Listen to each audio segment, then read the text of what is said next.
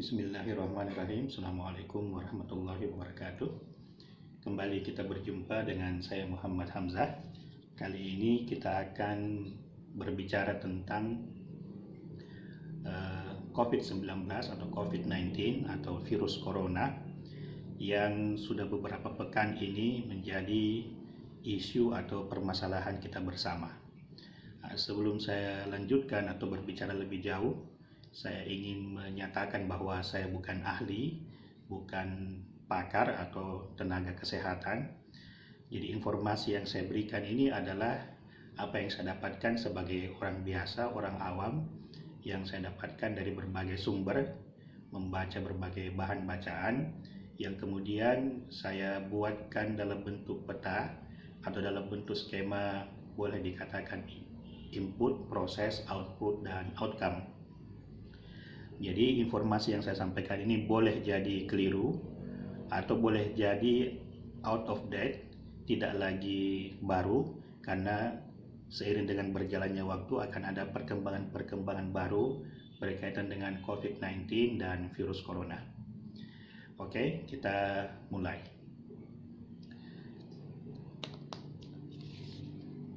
Virus corona ini adalah salah satu jenis virus yang bentuknya bulat dan ada semacam duri-duri di sekelilingnya.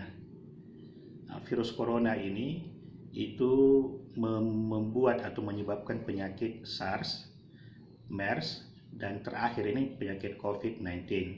COVID-19 ini adalah nama penyakitnya yang disebabkan oleh virus SARS-CoV-2.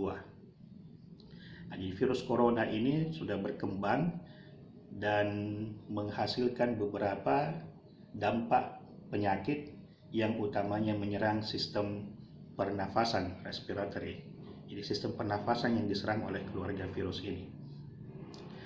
Berkaitan dengan virus corona yang menyebabkan COVID-19, itu asal muasalnya masih diperdebatkan. Ada yang menyatakan bahwa dia berasal dari Wuhan, Cina. Ada juga isu atau rumor yang menyatakan bahwa dia berasal dari Amerika Serikat, ada tuduhan. Ada yang mengatakan bahwa dia berasal dari hewan liar. Dan ada juga yang mengatakan bahwa dia dibuat di laboratorium. Meskipun secara umum, informasi yang dipegang secara umum adalah bahwa virus corona ini atau SARS-CoV-2 ini berasal dari alam, jadi bukan hasil pengembangan laboratorium. Yang menjadi masalah sampai saat ini, paling tidak yang sepengetahuan saya, bahwa belum ditemukan secara pasti siapa manusia yang pertama kali mengidap virus ini, atau pasien zero, pasien nol, orang yang pertama kali mengidap virus atau terinfeksi virus. Dan kemudian orang ini menyebarkan virus itu ke sesama manusia. Jadi virus itu yang kita ketahui ada yang menyebar dari hewan ke hewan, ada juga yang bisa melompat dari hewan ke manusia, ada dari manusia kemudian menginfeksi manusia yang lain. Jadi pola penyebarannya adalah dari manusia yang pertama kali kena ke manusia yang lain lewat droplets atau percikan-percikan, baik dari mulut maupun dari tenggorokan ketika kita berbicara, ketika kita batuk, atau dari hidung ketika kita bersin. Itu percikan-percikannya itu memuat atau mengandung virus corona atau SARS-CoV-2. Ada juga informasi yang saya baca bahwa SARS-CoV-2 ini yang menyebabkan COVID-19 menyebar lewat udara, tetapi ini sepertinya tarik ulur, apakah benar lewat udara atau tidak. Ada kemungkinan, saya baca laporan WHO bahwa ada kemungkinan itu bisa menyebar lewat udara, tetapi yang dipegang hingga video ini dibuat adalah virus SARS-CoV-2 ini menyebar lewat droplet atau percikan-percikan. Nah, dari satu orang ke orang yang lain ini dia menginfeksi, ya, hasil infeksinya ini kemudian ada yang membuat gejala atau menimbulkan gejala. Gejalanya itu ada yang ringan, ada yang sedang, ada yang parah dan ada yang sampai kritis. Tetapi lebih banyak yang kita tahu bahwa lebih banyak orang yang terinfeksi virus tapi tidak menampakkan gejala. Nah, dari sini kemudian kita lihat bahwa untuk mencegah penularan dari antar manusia ke manusia yang lain ini, negara-negara atau WHO dan negara-negara itu menganjurkan kepada warganya untuk melakukan distancing, pembatasan. Awal mula dikampanyekan pembatasan sosial, tapi oleh WHO kemudian diubah menjadi pembatasan physical distancing. Kemudian ada kampanye stay at home, tinggal di rumah. Bahkan ada yang menganjurkan itu lockdown atau karantina wilayah. Nah, pada akhirnya WHO kemudian menyatakan bahwa penyebaran SARS-CoV-2 yang menyebabkan COVID-19 ini sebagai pandemik. Dia sudah menyebar ke seluruh dunia. Inilah pola penyebaran dari virus corona yang sampai saat ini, pada tidak yang saya ketahui, belum ditentukan atau ditemukan siapa yang pertama kali terinfeksi, kemudian menginfeksi orang lain, dan juga asalnya itu meskipun secara umum disebut bahwa dia dari alamiah, tetapi tidak menutup kemungkinan kalau kita terutama yang memegang teori konspirasi bahwa virus ini sengaja disebarluaskan. Nah, sekarang kita pindah dari pasien kepada gejala. Nah, virus corona ini atau SARS-CoV-2 ini yang menyebabkan COVID-19 itu menimbulkan gejala yang seperti flu, ada demam, ada capek, tetapi secara umum dia menyerang sistem pernafasan, respiratory. Jadi yang diserang ini adalah sistem pernafasan, terutama kalau kita baca berita-berita dan lihat video-video atau animasi-animasi, yang diserang itu adalah paru-paru kita. Sehingga gejalanya yang umum adalah kita bisa bersin, hidung kita meler, kemudian tenggorokan kita bisa terasa kering atau sakit, batuk kering, kemudian kita bisa mengalami sesak nafas. Inilah gejala-gejala yang dialami oleh orang yang terinfeksi oleh virus SARS-CoV-2. Tetapi seperti yang saya bilang di depan tadi bahwa lebih banyak orang yang terinfeksi virus corona tetapi tidak menunjukkan gejala-gejala. Ya, sehingga sebenarnya dari yang meninggal ini itu jauh lebih sedikit daripada yang terinfeksi. Itu pun yang terinfeksi banyak yang tidak menunjukkan gejala. Kalaupun dia bergejala, maka gejalanya itu bertahap. Tidak langsung misalnya begitu kita terinfeksi virus corona langsung meninggal, itu tidak. Tetapi ada gejala yang ringan, ada dia bisa naik menjadi yang sedang, bahkan bisa parah, bahkan sampai bisa kritis yang menyebabkan kematian. Nah, dari data-data yang beredar di berbagai media itu, kita melihat bahwa tingkat kematian itu jauh lebih sedikit daripada yang sembuh atau yang pulih dari setelah dia mengalami gejala ini. Padahal sembuhnya ini tidak karena obat. Jadi virus SARS-CoV-2 ini atau COVID-19 ini, penyakit COVID-19 belum ada obatnya sampai sekarang.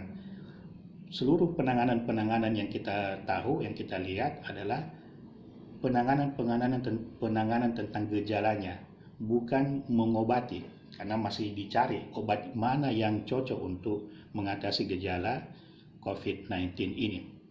Sehingga ketika orang diisolasi secara mandiri, yang dianjurkan oleh pihak kesehatan rumah sakit adalah tetap menjaga daya tahan tubuh, yaitu banyak minum, kesehatan mental dijaga, kemudian kebersihan dijaga. Dengan menjaga ini harapannya imunitas tubuh kita bisa bagus, bisa kuat, bisa seimbang. Nah, dengan imunitas tubuh ini, virus SARS-CoV-2 ini bisa istilahnya dikalahkan dengan sendirinya oleh kita punya imunitas tubuh. Nah, dari sini kita lihat bahwa sebenarnya kita tidak perlu panik ketika menghadapi pandemi ini. Kenapa tidak perlu panik? Karena virus ini sendiri tidak langsung mematikan, tetapi kita mengalami gejala-gejala bertahap dulu. Kecuali kalau berdasarkan informasi yang kita lihat bahwa ada orang-orang yang memang rentan ketika terkena virus ini, kondisinya langsung memburuk. Yang usianya 60 tahun ke atas, kemudian ada yang memiliki penyakit-penyakit bawaan sebelumnya.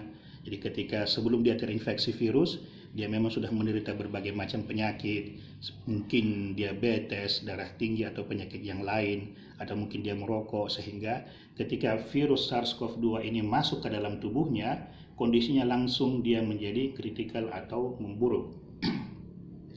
Nah, itulah kira-kira pengetahuan yang kita dapatkan sampai sejauh ini. Itu sebabnya tidak perlu kita panik.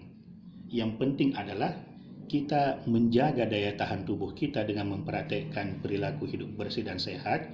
Kemudian kita mengikuti anjuran pemerintah, anjuran tenaga medis, tenaga kesehatan untuk melakukan distancing, pembatasan. Kalau perlu kita tinggal di rumah dan melakukan pembatasan sosial maupun pembatasan fisik. Sehingga dengan gabungan dua cara ini, kita sebagai warga negara bisa terhindar dari pandemi ini, bisa terhindar dari penyakit COVID-19. Adapun dari sisi pemerintah, kita berharap pemerintah mampu menguatkan rumah sakit, baik menyediakan peralatan yang diperlukan, obat-obatan, tenaga medis, dan seluruh fasilitas-fasilitas pendukung sehingga rumah sakit itu mampu menangani pasien-pasien yang kena COVID-19 dengan harapan bahwa dengan menguatnya kemampuan rumah sakit ini, pasien-pasien yang kena COVID-19 ini bisa ditangani sehingga tidak perlu sampai meninggal dunia, tetapi bisa sembuh atau bisa pulih seperti sedia kala, meskipun sekali lagi obatnya belum ditemukan dan vaksinnya belum juga berhasil dibikin. Kemungkinan ini tahun depan paling cepat. Nah, sehingga dengan menguatnya, dengan pemerintah melakukan penguatan di sisi rumah sakit ini, kita berharap bahwa kejadian tingkat kematian yang sangat tinggi di Cina, di Amerika, di Italia, di Spanyol, di Iran, itu tidak terjadi di negara kita ini. Inilah mungkin yang bisa saya perlihatkan atau paparkan. Dengan melakukan pemetaan ini, kita menjadi bisa waspada, ya, tidak panik, tetapi kita waspada. Kita tidak menyerukan lockdown misalnya, tapi kita tetap mematuhi arahan untuk distancing dan stay at home. Kemudian kita tidak berhenti menjaga kebersihan diri kita serta imunitas tubuh kita. Mudah-mudahan dengan peta yang sederhana ini, kita memahami duduk perkaranya, sehingga kita bisa sehat, kita bisa selamat, negara kita juga bisa keluar dari krisis ini. Terima kasih telah menyimak. Bila ada pertanyaan atau ada koreksi mungkin, karena ini bukan bidang saya, ada koreksi, ada pertanyaan atau ingin diskusi, silahkan tulis di kolom komentar. Saya Muhammad Hamzah, terima kasih telah menyimak. Assalamualaikum warahmatullahi wabarakatuh.